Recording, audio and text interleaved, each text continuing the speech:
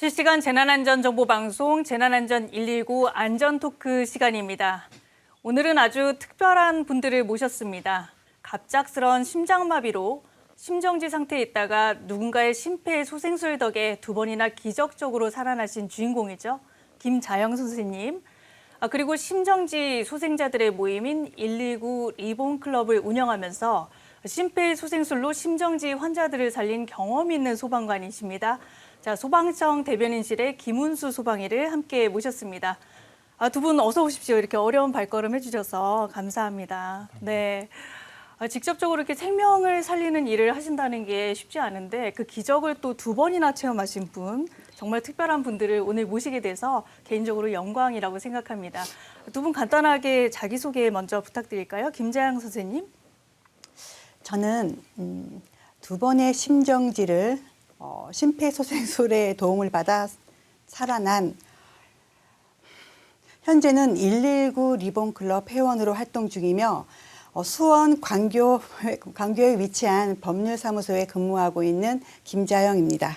네, 반갑습니다. 네, 소방이님. 네, 저는 소방청 대변인실에서 홍보 협력 업무를 하며 심정지 소생자들의 모임인 119 리본클럽을 운영하고 있는 소방위 김은수라고 합니다. 두 분은 오늘 처음 보신 건 아니죠? 네, 네, 언제 처음 이렇게 인연을 맺게 되셨어요? 저희는 119 리본클럽 발대식 이후에 네. 소생자이신 김자영 회원님께서 직접 연락을 주셨어요. 발대식은 작년에 있었고요? 네, 작년 9월에 네. 있었습니다. 그렇군요. 그 이후에 이제 서로 연락하시면서 또 이벤트가 있으면 같이 활동도 하시고, 네, 예, 그렇다고 들었습니다. 네, 반갑습니다. 자, 우선 이제 처음 방송을 하시다 보니까는 조금 떨리실 수도 있는데 그동안의 경험을 바탕으로 말씀해 주시면은 이 방송을 보고 계신 시청자분들도 많은 도움을 얻을 수 있을 것 같습니다. 자, 우선 지난 20일 날 열린 우리 마라톤, 여의도 한강공원에서 열렸죠. 두근두근 런 행사부터 한번 얘기를 나눠볼까 해요. 먼저 그 두근두근 런 어떤 행사였는지 영상을 한번 보시면서 설명을 이어가도록 하겠습니다. 자, 이게 지난달 20일 날 열렸던 행사죠, 소방이님. 네, 어떤 행사였습니까? 네, 두근두근런은 소방청이 주최하고 생명보험사회공헌재단이 주관한 마라톤 행사인데요. 심정지 소생자 연대 모임인 119 리본클럽과 함께 심폐소생술의 중요성을 알리고 생명 존중의 가치를 널리 알리기 위해서 마련되었습니다. 이 행사에는 많은 분들이 참여를 하신 것 같은데 주로 어떤 분들이 참여를 하셨는지 소개해 주실까요?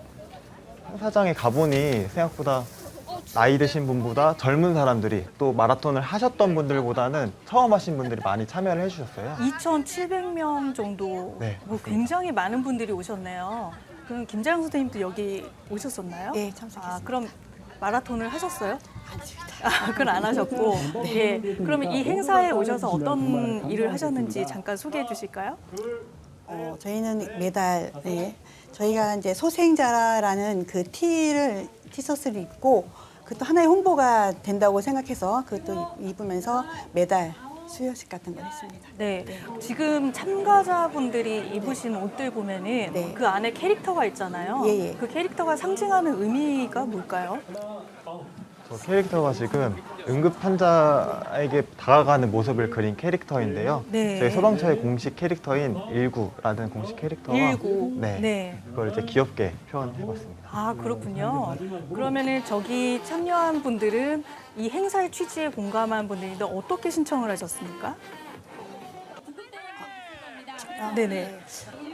저 같은 경우에는 어차피 저희가 주최로 하는 그런 거기 때문에 119 리본클럽 회원분들 중에 참여할 수 있는 그게 있어서 제가 신청했습니다. 네.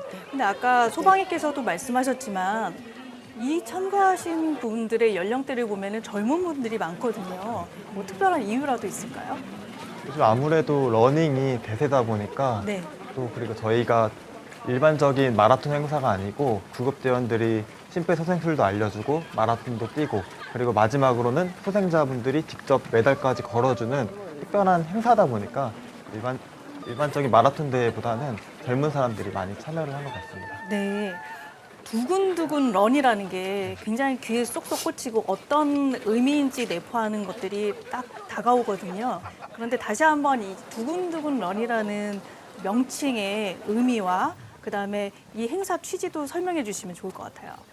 사실 처음 마라톤을 개최를 준비했을 때 두근두근 런 이전에 119 런, 119 리본 클럽 런 이런 명칭을 고민을 했는데 네, 많은 아무래도, 고민을 하셨을 것 같아요. 아무래도 소생자분들이 심정지 상황에서 다시 심장이 뛰신 분들이니까 네. 이걸 어떻게 하면 국민들이 이해하기 쉽게 설명할 수 있을까 하다가 두근두근이라는 게 생각이 났어요. 네. 그래서 다시 심장이 뛴다는 의미로 두근두근 런이라는 의미를 가졌습니다. 두근두근이라는 명칭 자체에 생명력이 내포된 것 같아서 굉장히 명칭이 잘 지었고 또 행사가 오래 갈 것 같다라는 그런 생각이 듭니다.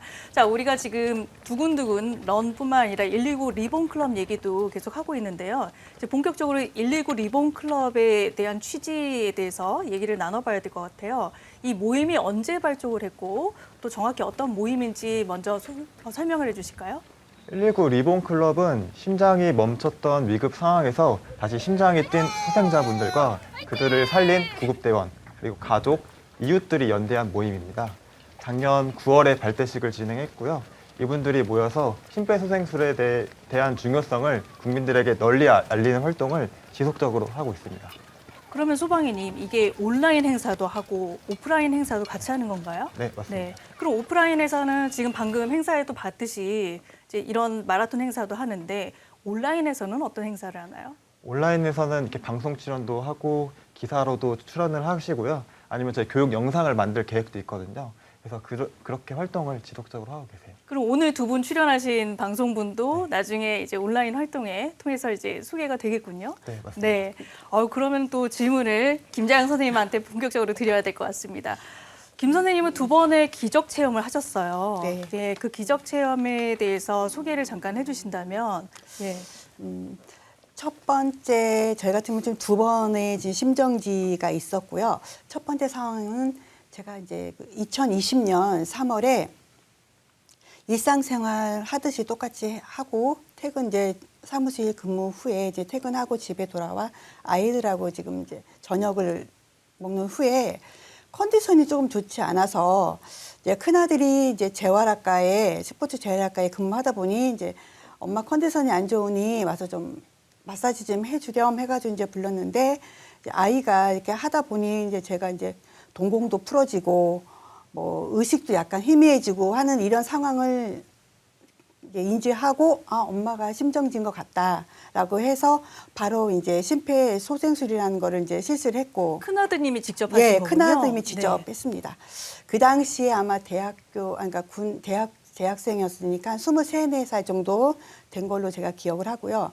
이제 그 당시에 이제 둘째 아들도 있었고 셋째도 있었는데 둘째 아들 같은 경우에는 침착하게 이제 119에 신고를 하고 이제 그 119 구급대원분들이 오시는 그 과정까지 계속 상황 설명을 하고 있었고, 그다음에 이제 셋째 같은 경우에는 아빠한테, 그러니까 저의 남편한테 연락하고 이제 형들을 도와주는 이런 세 아들이 역할이 잘 분배가 됐죠. 아드님들이 생명의 은인이시네요.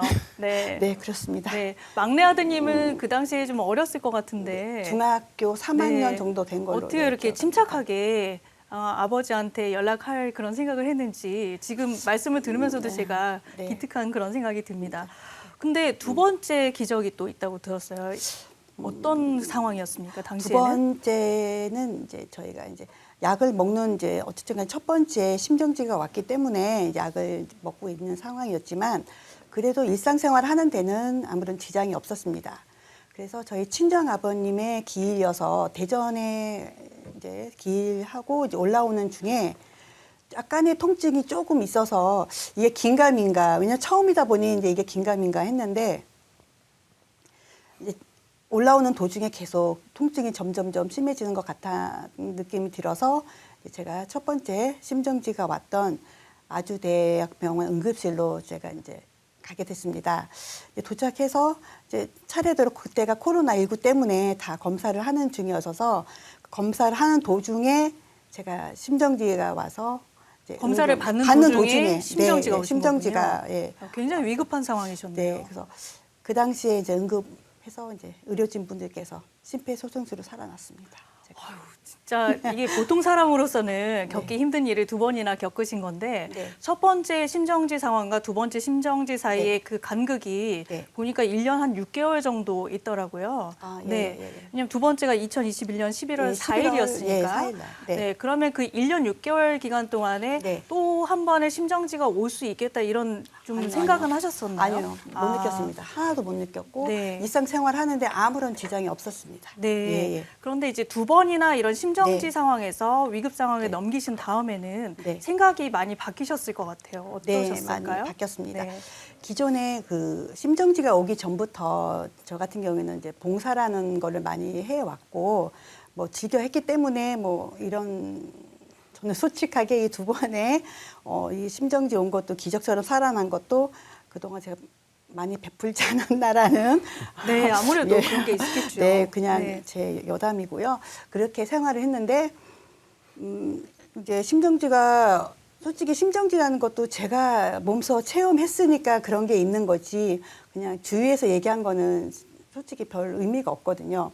그래서 그거를 제가 이제 솔직하게 체험을 하다 보니 이거를 어떻게 하면 모든 분들한테 알릴 수 있는 방법이 뭐가 있을까라고 고민하다가 제가 인터넷으로 막 이렇게 찾아보니까 이제 119 리본 클럽이라는 게 있더라고요. 그때 처음 119 처음으로, 리본 예, 클럽의 예, 예. 존재를 발견하셨군요. 예, 그래서 제가 네. 소방청에 전화를 해서 이제 담당자분께 연락을 받고 제가 신청하는 이런 시스템으로 됐습니다. 아, 그러면 네. 김자영 선생님처럼 그렇게 네. 심정지 상황을 겪었다가 네. 정말 위급한 상황에서 도움을 받고 네, 네. 생존을 하신 그런 분들이 네, 네. 생각보다 많으시던가요?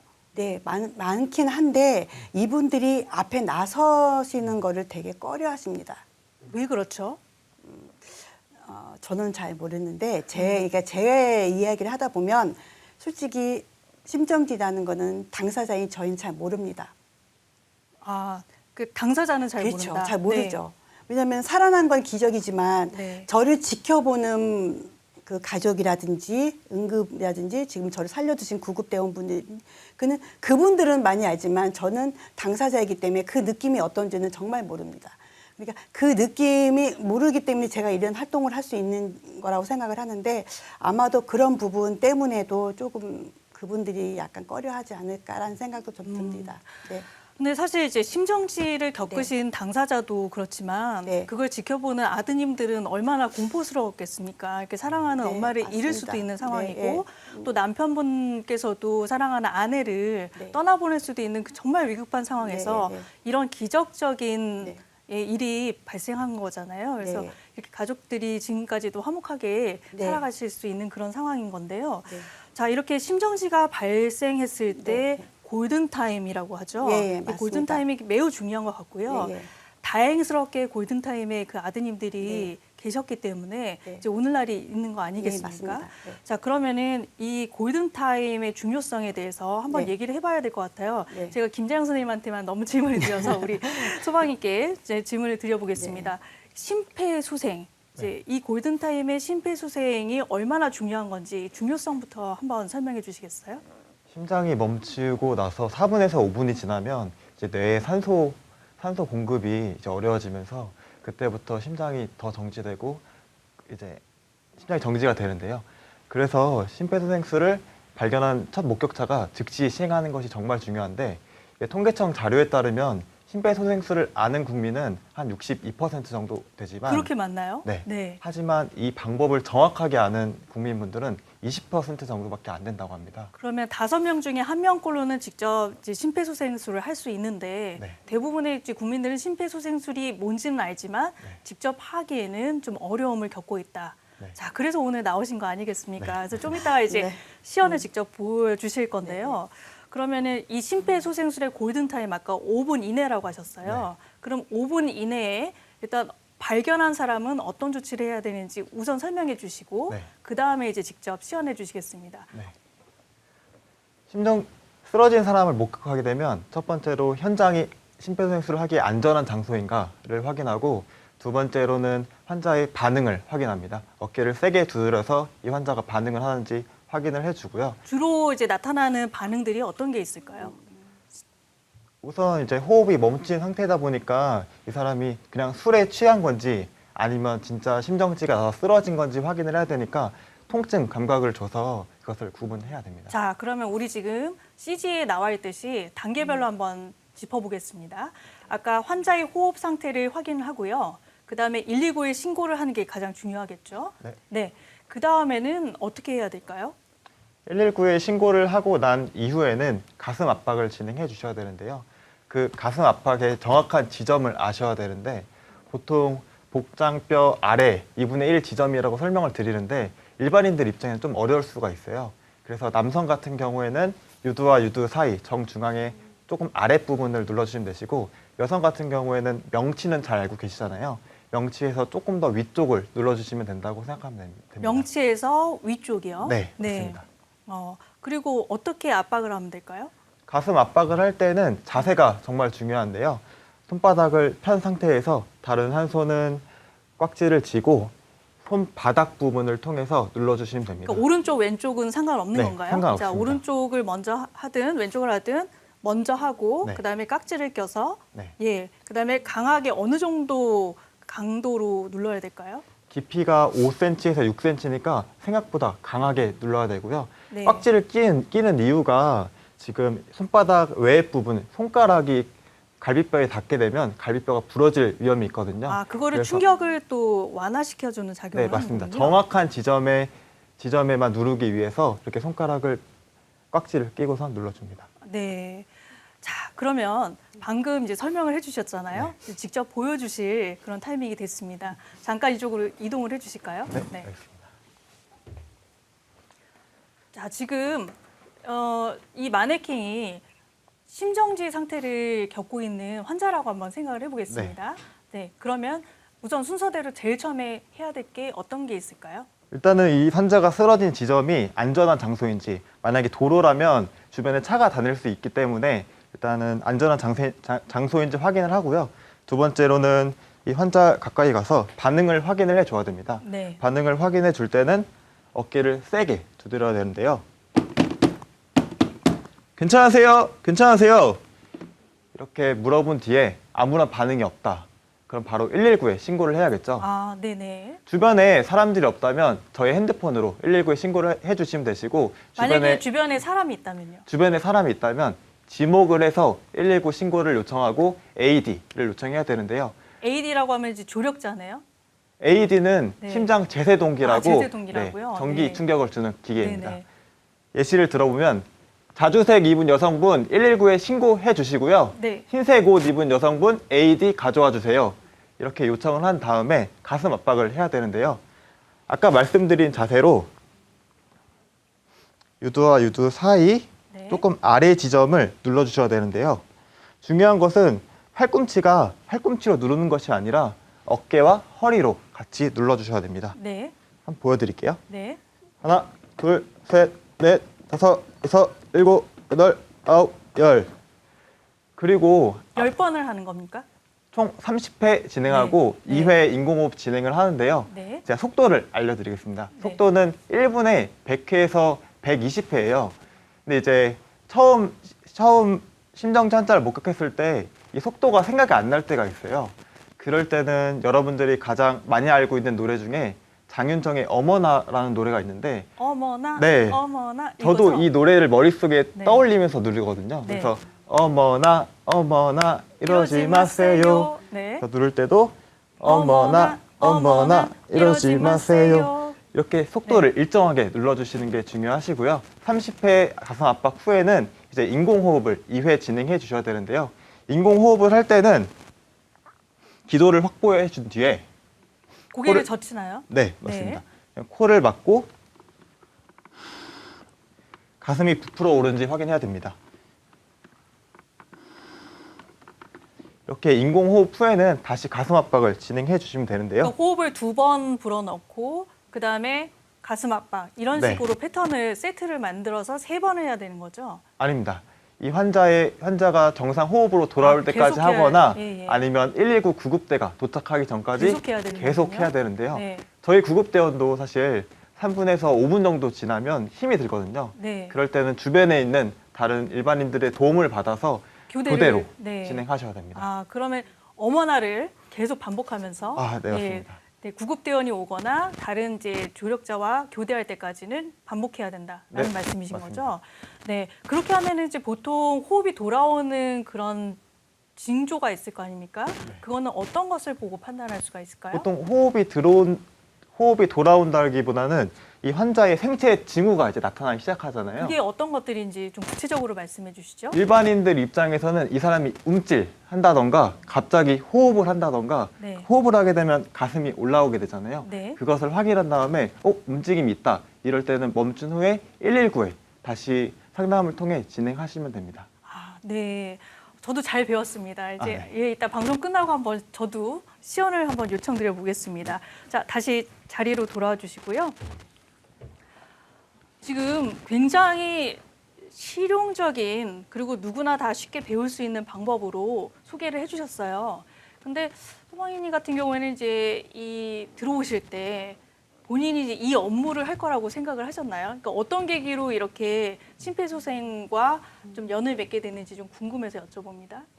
사실 저는 어릴 적부터 소방관을 꿈꿔보진 않았는데요. 제가 군복무를 소방서에서 진행했어요. 그래서 군복무를 할 때 구급차를 타면서 구급대원분들과 같이 이제 구급 처치를 했었는데요.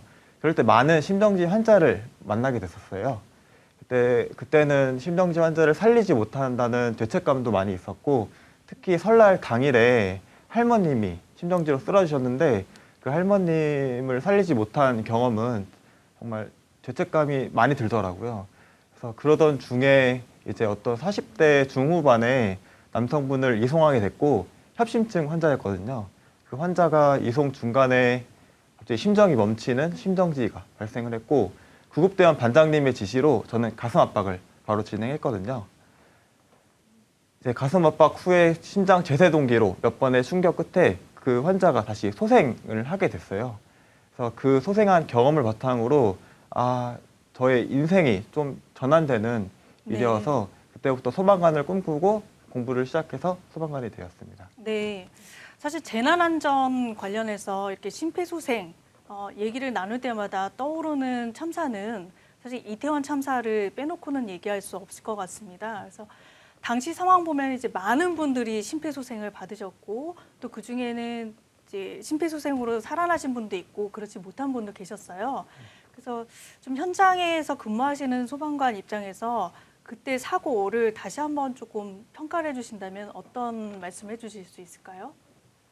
아무래도 이태원 사고 같은 경우에는 뭐 한마디로 뭐 딱 드리기보다는 되게 복합적인 영향이 있는데 제가 조금 아쉬운 거는 다른 의료 선진국 같은 경우에는 그 일반인들이 처음 목격했을 때 심폐소생술 시행률이 굉장히 높아요. 네. 하지만 우리나라 같은 경우에는 그 심폐소생술을 내가 한다는 두려움도 있고 방법도 잘 모르기 때문에 심폐소생술을 주저하는 경우가 많은데 일반인이 처음 목격했을 때 심폐소생술을 시행하게 되면 생존율이 2배 정도 늘어나거든요. 네네. 그래서 그 방법을 일반 국민들이 많이 알았으면 하는 아쉬움이 있습니다. 유용한 심폐소생술도 직접 설명과 함께 시연도 해주셨잖아요. 그래서 이런 것들이 앞으로 더 멀리 또 널리 확산했으면 좋겠다라는 그런 필요성이 매우 높아지고 있는 것이 현실입니다. 우선 김 선생님서부터 네. 또 오늘 이 자리에 나오신 그런 계기에 네. 또 고마움을 표현하고 싶으신 분들이 또 많으실 것 같아요. 한 말씀 해주신다면요. 일단은 이제 긴박한 순간에도 저를 살리기 위해서 진짜 많이 노력해 주신 분들이 많은데요. 1차적으로는 첫 번째 심정지 상태여서 저는 이제 잘 모르지만 저희 아이가 살려준 우리 큰아들한테 진짜 감사하고요. 그다음에 그 형을 도와서 준 그 2명의 아들. 그다음에 진짜 저는 운이 좋았던 게 이게 제가 듣기로는 회차라고 하잖아요. 어디 출동했다가 들어가는 차에 연락을 받고 오셔가지고 진짜 짧은 순간에 긴박하게 진짜 오셨거든요. 그분 그 소방 운전을 해주셨던 성경수 소방관님, 그다음에 저를 그 제세 동기라고 하거든요. 전기 충격기를 7번 정도 이제 충격을 주고 심폐소생술도 계속 번갈아가면서 살려주신 박희태 소방관님. 저는 그 2분은 아직까지 진짜 기억을 하고 있고요. 지금도 연락하며 지내십니까? 예, 지내고 있습니다. 너무 그렇군요. 감사하고 잊을 수가 없죠. 네. 네. 귀한 인연이 네, 계속되겠네요. 그리고 그다음에 저희 그 아주대 응급의학과 그 교수님이 계세요. 최민종 교수님이라고. 지금은 아주대에 계시지 않지만 저는 그분이 어쨌든 간에 저를 처음 진단을 해 주셨고 저하고 코드가 맞아서 제가 살지 않았나 싶습니다. 네. 그리고 이제 아주대 응급 지금 교수님 두 분이 계시는데 이몽석 교수님 아주대, 그 다음에 제가 지금 이 자리에서 이렇게 겉으로는 표시가 안 나는데요. 제가 여기 몸에 제세동기를 달고 있습니다. 그러시군요. 예, 네. 삽입변 제세동기를 달고 있는데 여기 달고 있는 이 담당 주치의님 이강로 교수님. 그다음에 두 번째, 그러니까 저희 가족들 외에 그런 게 있습니다. 아까 제가 말씀드린 것처럼 당사자인 저는 모르지만 밖에서 지켜보는 그 심장은 두근두근 하거든요. 네. 근데 두 번째 제가 심정지에 왔을 때 바깥에서 벌벌 떨던 저희 남편 진짜 감사하고요. 제가 제 기억으로는 교수님께서 저한테 막 소리를 지르시더라고요. 두 번째 뭐라고 소리를 지르냐면 김자영 씨 15분, 20분 동안 심정지가 왔는데 왜 제가 눈 뜨자마자 남편을 찾는 게 아니고 핸드폰을 찾았습니다. 핸드폰이요? 네. 왜 핸드폰을 찾으셨어요? 제 직업상 제 직업이 법률사무소에 다니다 보니까 저희 의뢰인님들께서 문자나 카톡을 많이 주세요. 왜냐하면 이 기일이란 게 있기 때문에 기일을 놓치면 안 되거든요. 그러니까 이게 항상 그 몸에 뱉다 보니까 직업정신으로 찾는 게 가족을 찾은 게 아니라 제 핸드폰 좀 갖다 주세요라고 제가 천말을 했나 봐요. 아유, 눈 가족분들이 뜨자마자. 아셨으면 서운하셨겠습니다. 남편이 엄청 서운했다고 하시더라고요. 네. 네. 그래서 뭐 네. 그런 뭐 여담도 있고요. 네. 그래서 그 다음에 제 이 자리까지 어쨌든 간에 119 리본 클럽의 회원으로서 지금 활동하고 있지만 제 이 주변에 뭐 여러분들도 다 도와주셔서 감사하지만 지금 옆에 계신 김은수 소방님께서 이런 활동을 하게끔 적극적으로 지원해주고 계셔서 가장 감사합니다. 네, 감사의 말씀까지. 그런 네. 의미에서 오른쪽 그 가슴을 보면 배지를 딸고 계시거든요. 네. 예, 그 배지의 의미는 뭘까요? 이 배지를 자세히 보시면 네. 한 손은 구급대원이, 한 손은 이제 소생자가 손을 잡고 있는데요. 네. 저희 그 발대식에서 이제 소생자분들을 살린 구급대원이 직접 이 배지를 달아주는 이벤트를 진행해서요. 네. 소생자와 저희 구급대원이 같이 연대해서 여기 손 심폐소생술을 알린다. 약간 이런 네. 의미를 가지고 있습니다. 네. 그러니까 한 손은 일반인의 손이고 한 네. 손은 이제 네. 소방관의 네. 손이에요. 네, 맞습니다. 그래서 그 수많은 직업 중에 사실 사람을 살리는 직업을 갖고 있다는 거는 참 복받은 일 같습니다. 그래서 이 자리에서 119 리본 클럽을 운영하시면서 가장 보람된 적이 있었다면은 그 일담도 소개를 해주실까요? 119 리본 클럽을 운영하면서 일단은 심정지 소생자분들이랑 이렇게 직접적으로 얘기하는 것 자체가 저한테는 이분들이 얘기하는 것 자체가 기적적이다라는 생각이 들고, 지금 저희 119 구급대가 사실 그 매년 35,000명 정도의 심정지 환자를 이송하거든요. 그 중에서 저희가 10% 정도를 소중한 일상으로 되돌아오게 하는데, 지금 이 소생자분들의 활동을 통해서 많은 첫 번째로 목격한 사람이 심폐소생술을 해야 되잖아요. 그래서 많이 심폐소생술을 시행해서 그 시행률이 조금씩 올라가는 게 좀 보였으면 하는 바람이 있거든요. 네, 20%에서 40% 네. 또 60%로 나중에 맞습니다. 전 국민이 심폐소생술을 할 수 있는 그날까지. 네. 그래서 앞으로 포부를 말씀해 주신다면 이 비율을 높이는 거랑 또 네. 다른 게 뭐가 있을까요? 이 비율을 높이는 거랑 저의 임무가 사실 119 리본 클럽도 있지만 되게 여러 가지 업무가 있거든요. 그래서 그런 소방청의 여러 정책들을 국민들에게 알기 쉽게 소개해주고 또 국민들이 그런 혜택을 받을 수 있는 중간 다리 역할을 하고 싶습니다. 네. 자, 오늘 이제 여러 가지 정말 값진 경험과 또 아주 소중한 생명을 살렸던 그 경험을 들을 수 있어서 유익한 시간이었습니다. 두 분 오늘 이렇게 나와주셔서 감사하고요. 또 오늘 말씀 감사드립니다. 네, 감사합니다.